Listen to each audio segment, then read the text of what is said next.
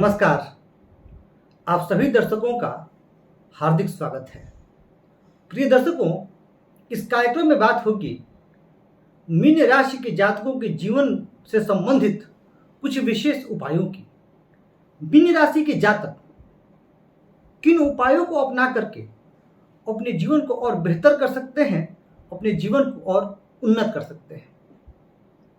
साथ ही में मीन राशि के जातकों के कुछ प्रमुख गुण और अवगुण की भी चर्चा करूंगा, जिससे वो अपने गुणों में और अभिवृद्धि कर सकेंगे, साथ ही साथ अपने अवगुणों को कम करके जीवन में सफलता की राह की तरफ आगे बढ़ेंगे। अच्छा, मीन राशि के जो जातक हैं उनके गुण और अवगुण के बारे में मैं पूर्व में भी चर्चा कर चुका हूं काफी विस्तार से।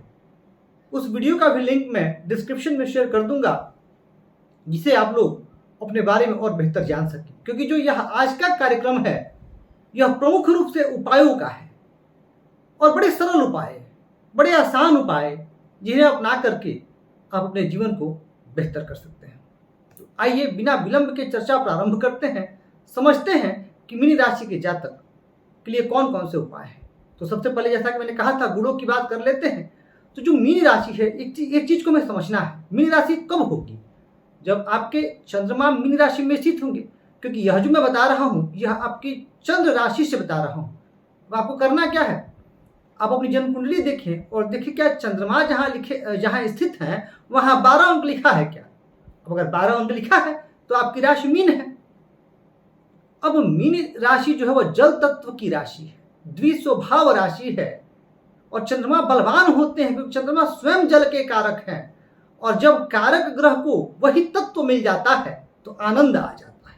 अब चंद्रमा मीन राशि में जब होते हैं तो अति कल्पना प्रिय बना देते हैं। कल्पना शक्ति मीन राशि के जातकों की बड़ी ही अच्छी होती है, बड़े ही कोमल स्वभाव के, बड़े सेंसिटिव लोग होते हैं। बातें थोड़ी चुभ जाती हैं, पर हाँ, सहृदय बहुत होते हैं। परोपकार, दया, मानवता, दूसरों की मदद करने की भावना और सबका कल्याण चाहने वाले बड़े सच्चे लोग होते हैं जो मीन राशि के जातक होते हैं। अब द्विस्वभाव राशि है तो मूड जो है बदलता रहता है। कई बार कार्य बदलते हैं, योजनाएं बदलते हैं, लंबे समय तक स्थिर नहीं रह पाते, पर ये बड़े अच्छे गुण हैं इनके। अब अवगुण क्या है? जैसा कि मैंने पूर्व में कहा कि लंबे समय तक किसी एक चीज पर ना टिक पाना, और कल्पना शक्ति का प्रबल होना अच्छा है, पर कई बार ये बहुत ज्यादा भावुक होकर सोचते हैं और बहुत ज्यादा भावुकता में निर्णय ले लेते हैं। ये इनके लिए सही नहीं होता है। और अति संवेदनशील होने से भी बचें।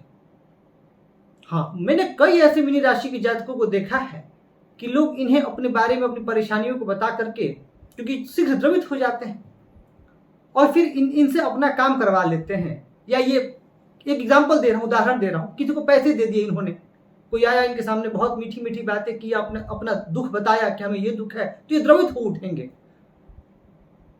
परंतु कई बार ये धोखा खा जाते हैं, लोग इनका फायदा उठा लेते हैं। सबको तो मैं नहीं कहूंगा क्योंकि लग्न सबका अलग होता है, चंद्रमा पर किन ग्रहों का प्रभाव है, हाँ, पर अधिकांश मीन राशि के जातकों के साथ मैंने ऐसा होते हुए देखा। तो ये कुछ चीजें हैं जिस पर आपको थोड़ा सा सुधार करने की आवश्यकता है, अदरवाइज बड़ी अच्छी राशि। अब बात कर लेते हैं, क्योंकि जो आज का यह कार्यक्रम है प्रमुख रूप से उपायों का है। तो कौन कौन से उपाय करें आप? तो देखिए, मीन राशि है आपकी, तो राशि स्वामी कौन? राशि स्वामी देवगुरु बृहस्पति, सर्वाधिक शुभ ग्रह। अब आपको सबसे पहले तो बृहस्पति को अनुकूल करना है। चाहे आपको इसके लिए अपनी कुंडली देखने की भी आवश्यकता नहीं है, क्योंकि बृहस्पति ही एकमात्र ऐसे ग्रह हैं जो अगर जन्म कुंडली में अशुभ स्थान में भी हो तो कुछ भला करने की कोशिश करते हैं। गुरु कौन? गुरु हमें मार्गदर्शन देने वाले, हमें रास्ता दिखाने वाले। अब बृहस्पति को कैसे अनुकूल करें आप? तो बृहस्पतिवार का आप व्रत कर सकते हैं, यदि आपका स्वास्थ्य इजाजत देता हो तो। बृहस्पतिवार के दिन आप केले की जड़ की पूजन कर सकते हैं। और जब भी आप स्नान करें तो उसमें थोड़ी सी हल्दी मिलाकर के स्नान करें, खासकर के बृहस्पतिवार के दिन तो अवश्य करें। मस्तक पर आपको केसर और हल्दी का तिलक या चंदन अवश्य लगाना चाहिए। इससे बृहस्पति आपके बलवान होंगे। बृहस्पति का मंत्र ओम ब्रीम बृहस्पतये नमः, ये बहुत कारगर होगा आपके लिए। आप बृहस्पति के मंत्र का जप करें, आपका कल्याण ही कल्याण होगा। अच्छा, मीन राशि के हो जातक जो लंबे समय तक किसी कार्य के होने की प्रतीक्षा कर रहे हैं या जिनका भाग्य साथ नहीं देता हो, उनके लिए मैं एक बड़ा अचूक उपाय बता रहा हूं। हाँ, थोड़ा समय लगेगा इसमें, पर जब श्रद्धा भक्ति के साथ करेंगे तो बहुत कल्याण होगा आपका। आप भगवान श्री विष्णु की शरण में चले जाइए, माँ लक्ष्मी की शरण में जाइए और प्रतिदिन अपनी दिनचर्या में श्री विष्णु सहस्त्र नाम का पाठ अवश्य शामिल करें। मैंने चमत्कार होते हुए देखा है लोगों के साथ। जी हाँ, अगर आप श्रद्धापूर्वक भक्ति पूर्वक श्री विष्णु सहस्त्र नाम का पाठ करते हैं, कुछ समय तक अगर आप करें और निरंतरता रखें, तो आपका जीवन भी चमक उठेगा, निश्चित चमकेगा। यह मेरा पूर्ण विश्वास है कि प्रभु बहुत दयालु है, कृपा होगी आप पर। और साथ ही साथ आपको माँ लक्ष्मी की भी पूजन करनी है। देखिए, कहा जाता है श्री लक्ष्मी नारायण, तो जब जो भी जातक हैं अगर भगवान श्री विष्णु की पूजा करें तो माँ लक्ष्मी की भी आराधना साथ में अवश्य करें। तो आप माँ लक्ष्मी के इस कोई मंत्र आप ले सकते हैं, या फिर सबसे आसान तो मैं कहूंगा कि आप श्री सूक्त का पाठ कर लें, बड़ा कारगर होगा।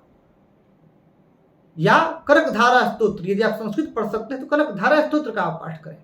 कनकधारा स्तोत्र और श्री विष्णु सहस्त्र नाम प्रतिदिन यदि आप पाठ करते हैं तो परम कल्याणकारी सिद्ध होगा। अब कुछ लोगों के मन में सवाल होता है कि हम संस्कृत नहीं पढ़ पाते हैं, या फिर हम कार्यों में बहुत व्यस्त रहते हैं, हमें उतना समय नहीं मिल पाता। तो आप क्या करिए कि आप भगवान श्री विष्णु के इस अद्भुत मंत्र ओम नमो भगवते वासुदेवाय, इस मंत्र का आप एक माला जप किया करें। अब एक माला 108 बार, और यह सांसारिक मंत्र है, इसे सिद्ध करने की भी आवश्यकता है। ये सब मंत्र स्वयं सिद्ध हैं। आप चलते फिरते ट्रेवल कर रहे हैं, ऑफिस में 10 मिनट का समय मिला, आप मानसिक जप भगवान श्री विष्णु के इस मंत्र का करते रहें। देखिए आपका कितना कल्याण होगा, आपका मन कितना शांत रहेगा, अद्भुत लाभ। मीन राशि के जातकों को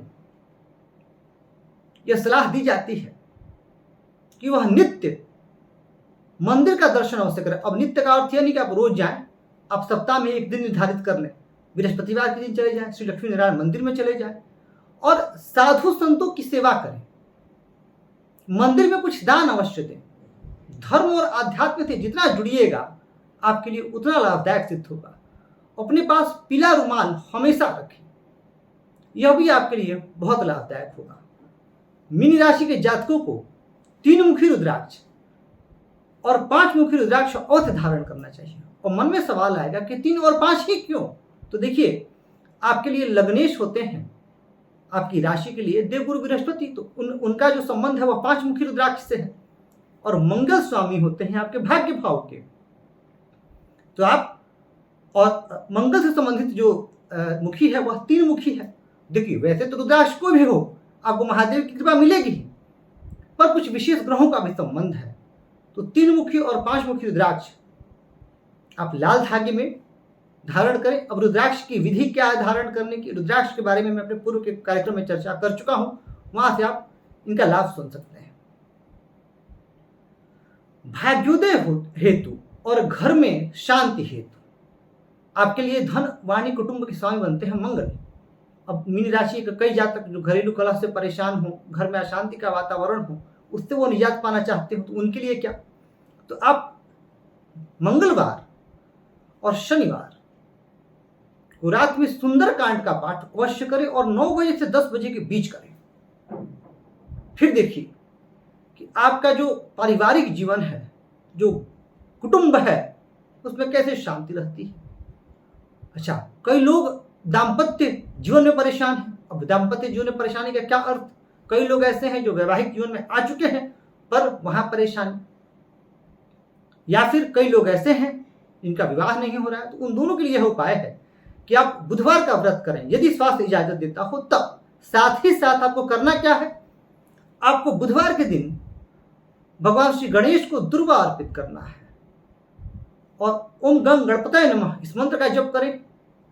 और यदि आप संस्कृत पढ़ने में सहज हैं तो श्री गणपति अथर्वशीर्ष का पाठ अवश्य करें, आपको आशातीत लाभ मिलेगा, बहुत लाभ मिलेगा आपको। मीन राशि के विद्यार्थी अक्सर मुझसे पूछते हैं कि गुरुजी हमारा मन पढ़ाई में एकाग्रचित कैसे हो, हमारा मन बड़ा चंचल रहता है, हम कल्पना में खोए रहते हैं या कंसंट्रेट नहीं कर पाते, तो उनके लिए क्या? तो देखिए, मीन राशि के जो विद्यार्थी हैं, जो शिक्षार्थी हैं, जो शोधार्थी हैं, उनके लिए मैं कहूंगा कि आपके लिए जो शिक्षा के स्वामी बनते हैं पंचम भाव, जहां वहां कर्क राशि आती है, स्वाभाविक सी बात है, चंद्रमा बनते हैं। अब उसके लिए क्या? तो देखिए, शिव जी की शरण में आप रहिए, ओम नमः शिवाय का जप करें, थोड़ा समय ध्यान प्राणायाम मेडिटेशन के लिए अवश्य निकालें। और साथ ही साथ विद्यार्थियों को तो मैं हमेशा एक बात कहता हूं, इसलिए तो कुंडली देखने की भी आवश्यकता नहीं है, कि आप गायत्री मंत्र का जप अवश्य करें। गायत्री मंत्र के जप से आपकी एकाग्रता बढ़ेगी, चित्त की चंचलता शांत होगी और फोकस और कंसंट्रेशन के साथ आप लक्ष्य प्राप्ति में यह आपके लिए अत्यंत सहायक सिद्ध होगी। तो इतना करें आप। मीन राशि के जातक बीच बीच में धार्मिक स्थलों की यात्रा करें, तीर्थ यात्रा करें, इससे भी इनको बहुत लाभ होगा। बुजुर्गों की सेवा करें, हालांकि करते हैं आप, सेवा भावना, दया भावना, मानवता, परोपकारिता आप में कूट कूट करके भरी हुई है। तो ये कुछ अत्यंत सरल उपाय मीन राशि के जातकों के लिए तो इन्हें जीवन में आगे बढ़ाने में सहायक सिद्ध होंगे। प्रिय दर्शकों, मुझे पूरी उम्मीद है और विश्वास है कि आप कार्यक्रम को पसंद कर रहे हैं और इसी तरह चैनल को सब्सक्राइब कर वीडियो को लाइक और शेयर करके हमें अपना प्यार और स्नेह देते रहें। मैं आप सभी के स्वस्थ, सुखी, समृद्ध, यशस्वी एवं दीर्घायु जीवन की कामना करता हूँ। इस कार्यक्रम बस इतना ही। धन्यवाद।